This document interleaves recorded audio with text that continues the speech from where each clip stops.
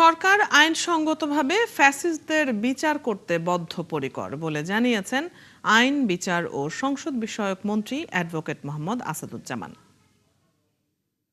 শনিবার সকালে ঝিনাইদহ জেলা প্রশাসকের সম্মেলন কক্ষে সরকারি দপ্তরের প্রধানদের সাথে মতবিনিময় শেষে একথা বলেন তিনি বলেন, আইনের শাসন, ন্যায় বিচার, মানবাধিকার প্রতিষ্ঠায় এই সরকার বদ্ধপরিকর।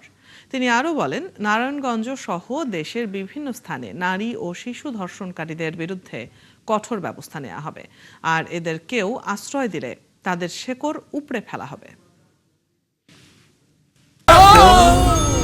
ডেন্টিস্টের পরামর্শ নাও নতুন কোলগেট অ্যাক্টিভ সল্ট।